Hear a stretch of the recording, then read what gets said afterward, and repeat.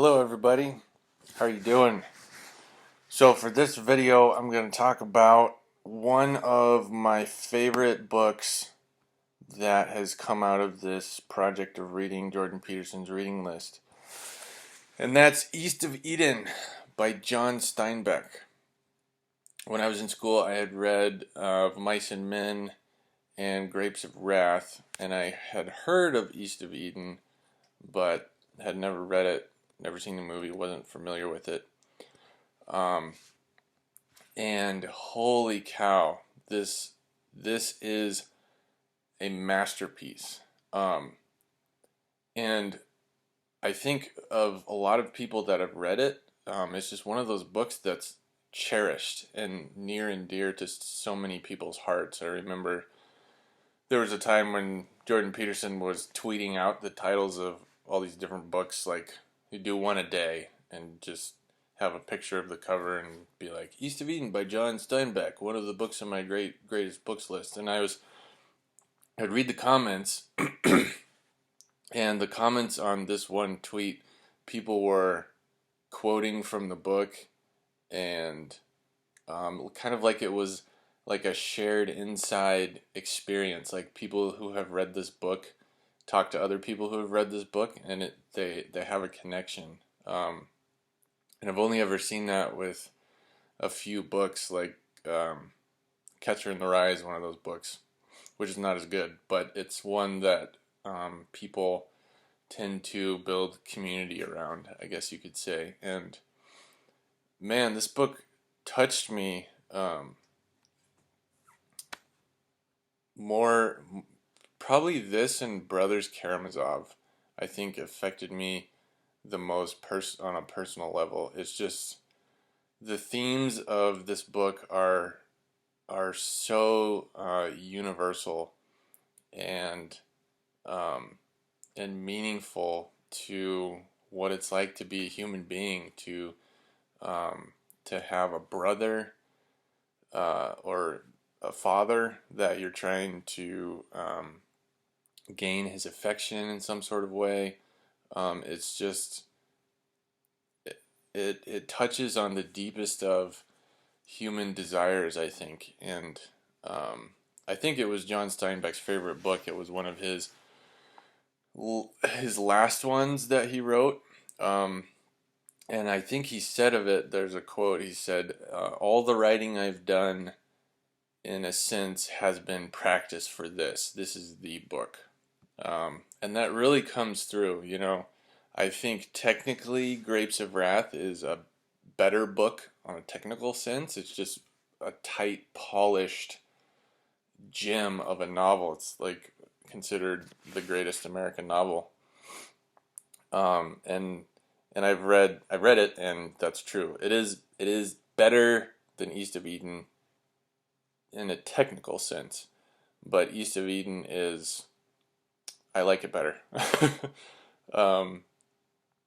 It's got flaws. There are some characters that are kind of redundant or irrelevant to the main flow of the story, and some people argued when it first came out that some of the characters were a little bit over the top and unrealistic, and the themes were too not subtle enough. He was accused of being too heavy-handed and moralistic. And I get that, but it worked, and it's really good.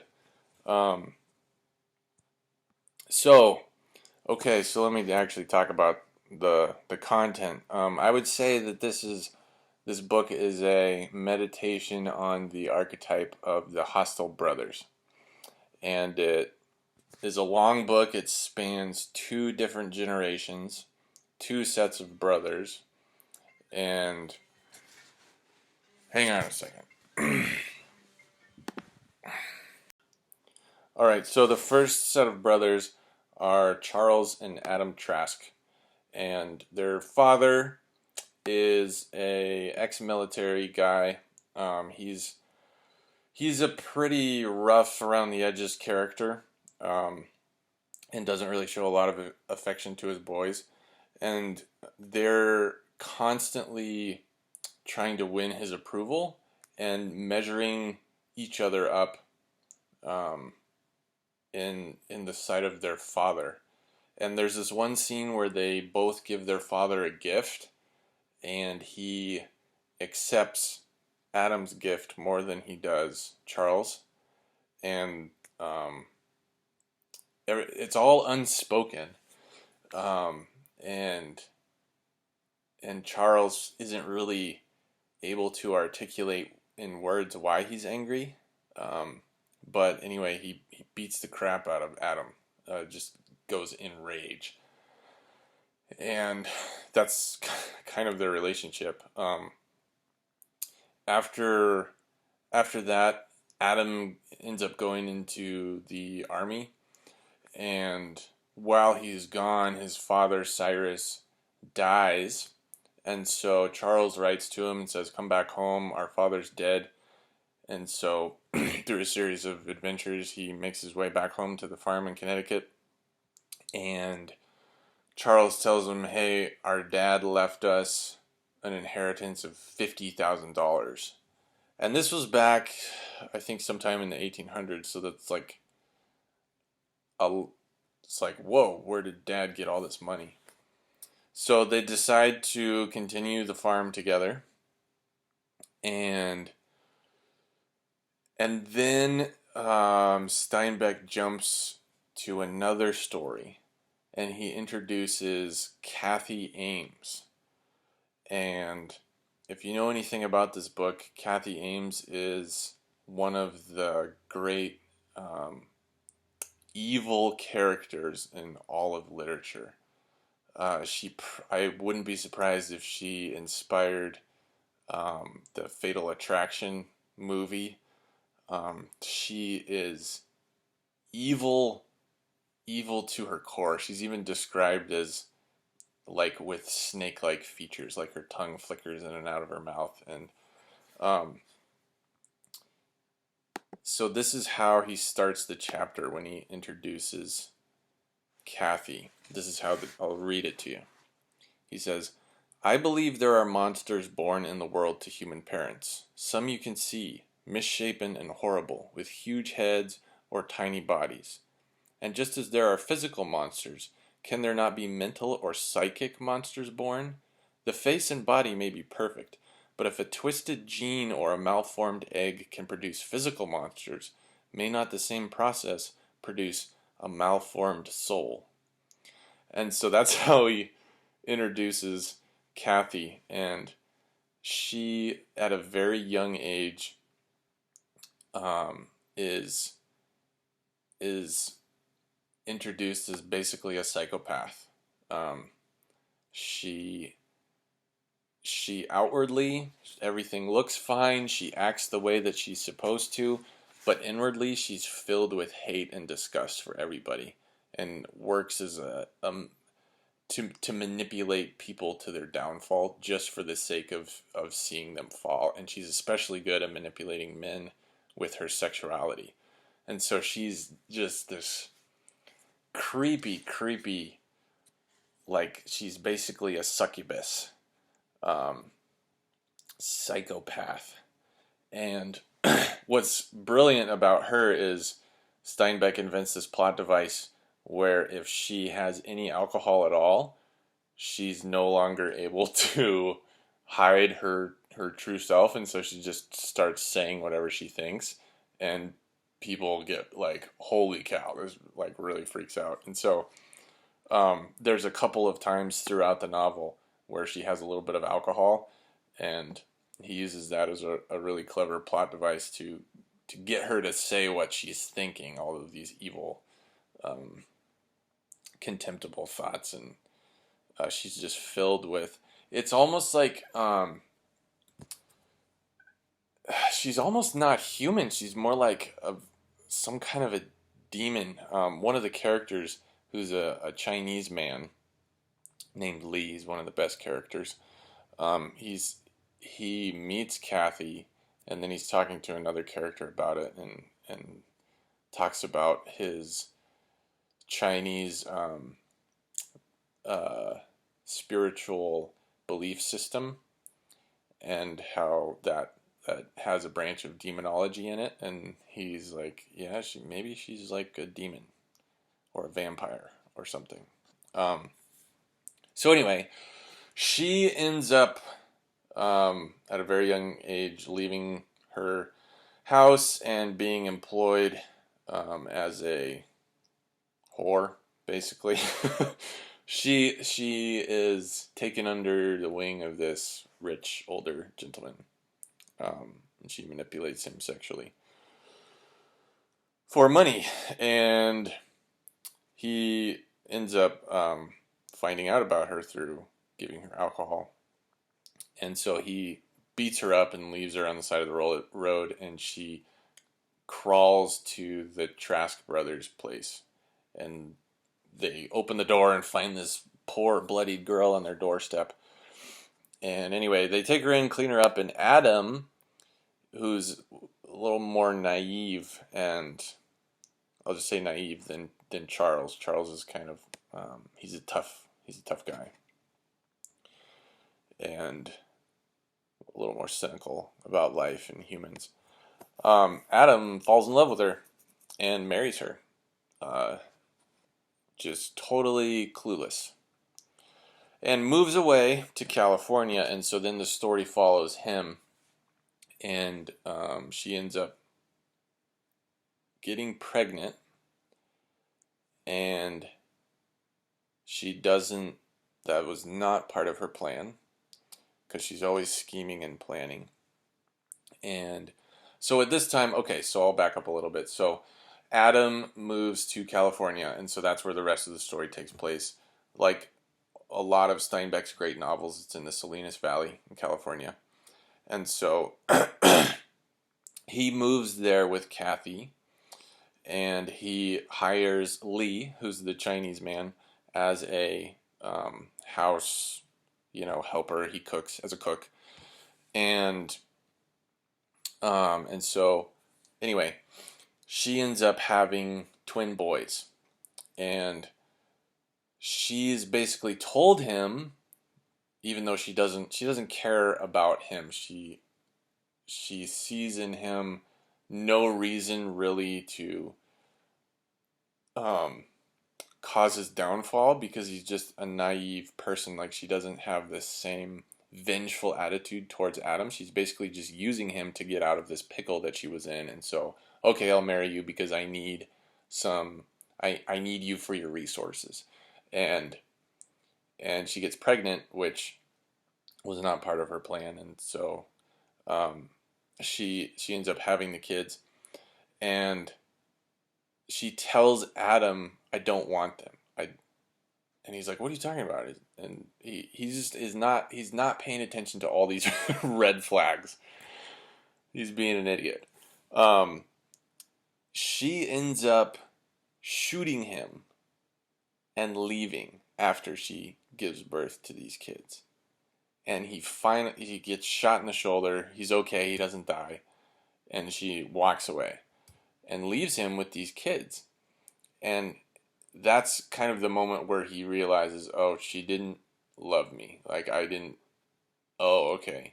I was just so in love that I didn't pay attention to any of these. Anyway, so he goes into this deep depression, and Lee, the Chinese guy, ends up raising these kids, basically, while Adam is he's just kind of wandering around the house, not doing anything. He's in this deep stupor, and I don't blame him. Okay, so then there's this other family called the Hamiltons, and this was it was good. The main story is with the Trasks, and I think a lot of the criticism that Steinbeck got was for paying too much attention to the Hamiltons, because they were basically supporting characters, and he gives their family a whole storyline as well. But it was a good storyline. It just it's a little bit overstuffed, so maybe that's why it's not considered his greatest work. Um, but Samuel Hamilton is this Irish immigrant to California, and he's described, he's my favorite character, and I think he's everybody's favorite character because he's a genuinely good man. Um, he loves his wife, his kids. They have like 15 kids. He's a faithful husband. He's a hard worker. He doesn't make a whole lot of money because he's generous with his neighbors, and he always has.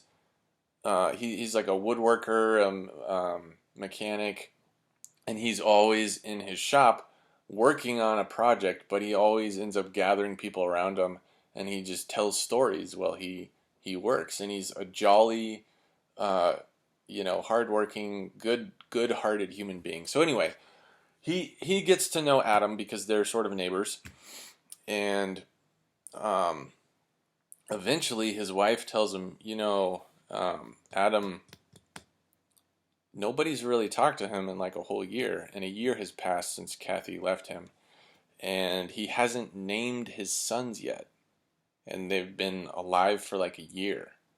And he's like, "What?" And he's a super nice guy, but he gets fired up about this, and his wife kind of eggs him on. Um, and so he's like, "I'm gonna go over there and beat his brains out." This is like the best scene in the whole book. He goes over to visit Adam, and Adam's in this, you know, depression. He's probably grown a beard. He's wearing sweatpants, um, and just Samuel's like, "Dude, you gotta snap out of it. You've got these sons, these beautiful baby boys, and you're not raising them. You're not taking care of them. What are you doing? Like, I know life is hard, but come on, man." And Adam's like, "Just leave me alone." And so Samuel punches him in the face and knocks him down. And he's like, snaps out of it, and he's like, "Whoa, thank you, I needed that." It's so great. And and they have this conversation, like, your wife left you, like, life's that sucks, man. But I'm gonna be your neighbor. I'm here to help you. Lee's here to help you, and so he kind of gets reborn in that sense.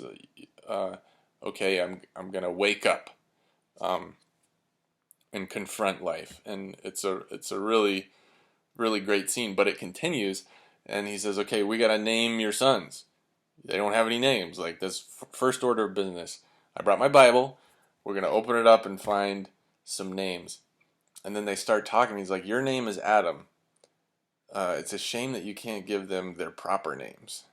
And what are Adam's sons were Cain and Abel. And they're like, "Yeah, we can't we can't name them Cain and Abel because we know how that story happened." And Lee is there with them, this Chinese man, and they end up having this impromptu Bible study about the story of Cain and Abel, and they read the whole thing. And man, I've known the story of Cain and Abel for since I was going to Sunday school, but the way there's a quote Samuel Hamilton says, "Such a short story to leave such a deep wound," and I thought that was so true. I know Jordan Peterson has talked a lot about the story of Cain and Abel, and it's it's so um, it's it's such a wounding story because these brothers are vying for God's acceptance, and he accepts one but not the other, and um, and so Cain kills Abel out of resentment, um, and it's such a true story in the sense that the reality of human experience is boiled down to this short, half a page story about one brother killing the other, and it's so true to reality in that sense that it's wounding. That's a really good word for it. Samuel Hamilton hit the nail on the head, and they talk about this story, uh, you know, spontaneously for hours and hours. And Lee is one of the great characters. There's not a lot of good feminine characters in this book because the main woman is a freaking psychopath. But Lee kind of takes on the mother role to these two boys in the household. Not to say that he's effeminate or not manly in any way, but he kind of takes on that role of, Adam is their father, and they're constantly trying to measure up and show their maturity in front of him. But then Lee kind of provides this sort of feminine space where that they can come and open up more, if that makes sense. But he's a great character, and um, anyway, so they have that conversation, and then the conversation continues to come up later in the book. So they keep revisiting this story of Cain and Abel. And later in the story, Lee said he talked to some of the elders in the Chinese community, and he read them this story, and they're usually like talking about Confucian texts or Buddhist texts, but these elders in the Chinese community really latched onto the story of Cain and Abel, and they spent years studying the ancient Hebrew language, and so he comes back with this new insight into the story. And there's one Hebrew word in particular that sort of sums up the main theme of this novel, and it's so it's lovely the way that he weaves that biblical story through this story about brothers, and it's very affecting and sad in some ways, and yeah. And so anyway, they get done with this Bible study, and they're like, well, okay, that was a good conversation, but we still got to name these kids. Let's do Caleb and Aaron. Those are two strong names of men who, Aaron tried to make it to the promised land, and Caleb made it. And he says at the beginning, he says, if naming your sons is an important business, and if ever a child should grow up to have a nickname, it's a sure sign that the name picked for him was incorrect. And so they name the kiddos Caleb and Aaron. And then it skips ahead to when they're like 12 years old, the teenagers. And Caleb now goes by Cal, and Aaron didn't like the extra A in his name, so he goes by Aaron, Aron. So he's shortened his name. And so it's like, okay. And so then the rest of the story proceeds with reference back to the Cain and Abel story. And man, the themes of this book affected me so deeply, and I think so many other people that have read it, that it's easy to overlook the faults of this book. The theme of sons and their fathers, and this is a theme that pops up a lot in the Bible, and he does such a good job of making these characters human. I talked last video about Dostoevsky and how he's a brilliant author when it comes to creating characters, but his characters aren't realistic in the sense that they're hyper verbal, I guess you could say. Like, people don't talk like that in real life unless you're like in the middle of a counseling session with them, then they like spill their guts. But every Dostoevsky character, that's why I remember Jordan Peterson was talking about his clinical practice, and he said being a psychologist is like being in a Dostoevsky novel because you just find out so much about people, and that's how Dostoevsky writes. Um, and I love it. You know, he's a genius at it. But people aren't usually that open in real life. I think Steinbeck. Um, Gosh, what would I say about his characters? He just makes them so relatable and human, and there's um, nothing over the top about them, I guess you could say, but you just end up really caring about these characters. Obviously, there's Cathy, who is um, arguably not realistic because she's just motivated by hatred down to her core, and she is sort of she's not really a human. She's sort of evil incarnate, um, but that's okay. She it's she gets the job done as a character. Like, holy cow! Watch out for Cathy. But the other characters, you can just relate with them so much. I remember this one scene where Adam is talking to Lee, and the boys are supposed to be in bed, and he's talking to Lee about Cathy, who is his son, the mother of his sons, and the sons don't know about her.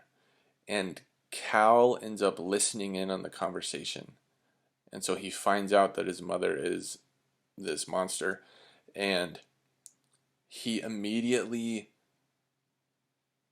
he immediately sees how he could use this knowledge to manipulate and and wound his more sensitive brother Aaron. And his immediate reaction is to start crying and pleading with God, please God, make me good. You know, because he recognizes the wickedness in his soul, and it's that scene just hit me in the gut. It was I related with I related with Cal so much in that scene. He's like, please God, make me good. Um, and that theme of guilt and free will, the ability to choose, is very strong in this book. So, in my opinion, this is Steinbeck's. I wouldn't say okay. I I said this before. It's not his best book, but it is his best book. Grapes of Wrath is his best book, technically, but this is his best book personally. And I think most of the readers, at least that I've read online, agree with that. It's if you haven't read it, I highly recommend it. So let me know what you think, and let me know, if I got too sentimental. But whatever. East of Eden by John Steinbeck.